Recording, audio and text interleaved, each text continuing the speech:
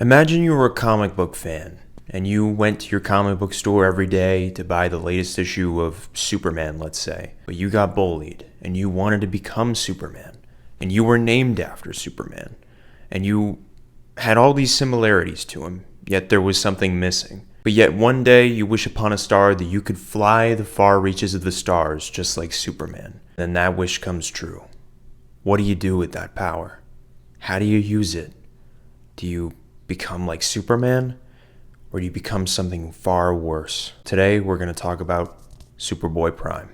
Now, in comic book culture, Superboy Prime is actually known to be one of the most ruthless villains in comic book history to date. And in my opinion, is probably the strongest Superman because he was able to destroy the dimensional barrier and cause a cosmic shift throughout the entire universe. When he did this, it kind of changed a ton of things in the DC universe, and it also brought back Jason Todd, my most favorite change in this. But his story is kind of sad because during Crisis on Infinite Earths, he lost his home planet and he was kind of forced to become a monster. He was left stranded in a world that he knew was fictional, and he kind of looked at the DC universe as though it just meant nothing. Like everything he did just had no consequence. He became extremely pessimistic towards superheroes and actually almost killed Crypto, the Superdog, which is really fucking messed up. He took his anger out on one of the older Supermen from the Crisis on Infinite Earths event, nearly beating him to death. He killed 32 Green Lanterns all at once, and was pretty much responsible for the death of Connor Kent. Yeah, this dude doesn't play around. And correct me if I'm wrong, but I think in current continuity, like 2018, he killed, I think, 2 or 3 Earths on like some separate storyline, but I'm not too sure. And he's so powerful that no matter what prison he's held in, including the Speed Force, he's always escaped. But after everything kind of got changed due to New 52, Convergence, Rebirth, all of these events,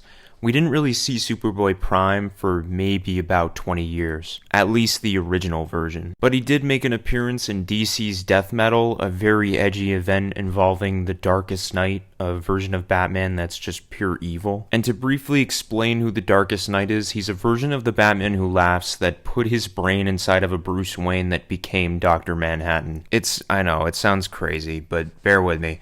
His entire goal is to make the entire multiverse dark. Like, evil as can be, no hope in it, just the darkest multiverse. Because he's the Darkest Knight. This would all end up coming to a head in a one-shot issue called Secret Origin involving Superboy Prime kind of redeeming himself and defeating the Darkest Knight. The story starts off with Clark Kent, Superboy Prime, reading some comic books in a convenience store. But it's kind of brought to a grinding halt because bullies come in and they want to bother him. They start to pick on the younger Superboy Prime, making fun of him for reading comic books, and at this time, he idolizes comics, like Superman. They rip up the comics, and he just wishes that he has enough power to stop them, but he's just forced to watch his bully rip up his Superman comic. But luckily for Clark, his best friend Lori comes in and saves the day, and they kind of start to form a unbreakable bond. They would start to go out on several different dates, and he would quickly fall in love with her. But following this, the two would actually agree to go out on a Halloween date, and Clark would dress up as Superman for the date. They would start to walk on the beach, but Clark would start acting weird. He would start saying to her that he hears somebody calling to him, almost as if he could just fly up in the air right now. But then he would quickly land on his face and just forget about it. However, right after he fell, he would see a shooting star, and he would actually make the wish to be able to be like Superman. He would end up flying into space and meeting Superman for the first time, and he would become extremely ecstatic because he started meeting all of his favorite heroes. But soon after this, the Crisis on Infinite Earths event would happen, and everything that he ever knew would be completely destroyed. And after many years, he would try to accept it that he could never go back to that world, but when he was given the chance to, he kind of flipped out, and superheroes made him out to be a villain. So in a way, he kind of lost it. And I mean, I don't blame him. But switching over to present day, we see that this Superman is more pessimistic and he doesn't care about the world anymore and what happens. He knows that everything will be fine in the end. He's also confused as to what's taking place and why everyone looks so different and why the group of Supermen need him to defeat Batman. And while he just sits off alone, he uses his super hearing to hear the different groups talk about him, and he's basically an outcast. Nobody wants him on their team because they don't trust him. But then Crypto sits by his side. And at first, Superboy Prime kind of wants Crypto to walk away. But as soon as Superboy Prime is shown the slightest bit of affection, he kind of lets loose and he is happy again for a short time. However, this moment leaves as quickly as it came because Connor ends up running over to him and telling him to get away from the dog. This starts a little skirmish between the two, but then it's quickly interrupted by a huge group of Supermen, all from the dark multiverse. Superboy Prime immediately leaps in to clash with all of the Supermen, and as he punches a few of them, he starts to see his old world again. And as he fights more and more of these Supermen, he starts to see different worlds, so he flies up into space to see if they actually exist, and they do. So Superboy Prime gets the idea that maybe he can use these worlds to kill the Darkest Knight and get his old world back. And this plan actually ends up working. He ends up landing a hit on the Darkest Knight, and he gets flashes of a world that could exist with him in it.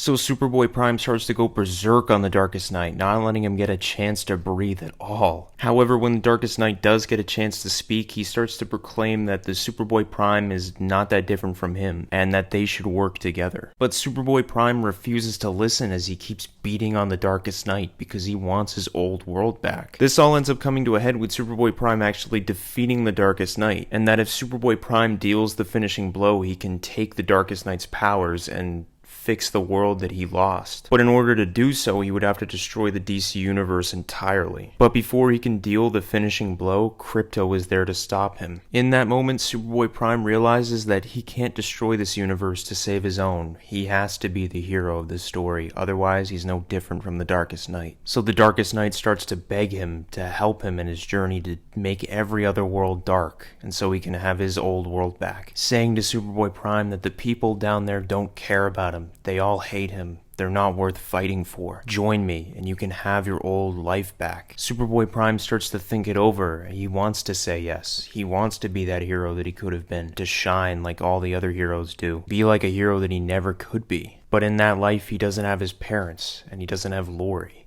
So he doesn't see a reason to be in this world. And in that moment of clarity, he screams to Krypto to get out of there, and he starts to lay out on the Darkest Knight, seemingly killing the Darkest Knight and shattering the world that could have been, sacrificing his dreams for the greater good. And once the dust has finally settled, Superboy Prime is laid to rest with Krypto over him. But in the next page, he's transported to an alternate world, one where he's reading the very moment that he died. And looking around, it's his old room, and Lori comes through the door, and he realizes that he's been given a second chance. Lori ends up kind of confused and asks Clark if he's okay, but he just shrugs it off and says it's nothing. It's just the story he was reading, and that they should go outside and hang out for a bit. He needs the fresh air. And right as they start to leave, a dog comes flying onto Clark's lap. And I'm just going to assume that this is Krypto as a normal dog. A little bit after this, once Clark gets outside, he feels the sun on his face and he knows that this world is his own. This isn't a trick. This is all real. The three of them start walking around the block, and Clark asks Lori if she remembers the time he flew on the beach. It was the same night that they made their plan together, and the same night that they learned that Clark didn't have powers. However, as they're discussing this, a kid drops his ball in the street running for it, and Clark instantly leaps towards the car to try and help the kid, no matter what. No matter if he doesn't have the powers, he has to try. And it's seemingly the end of his story. But that's the thing with comic books, right?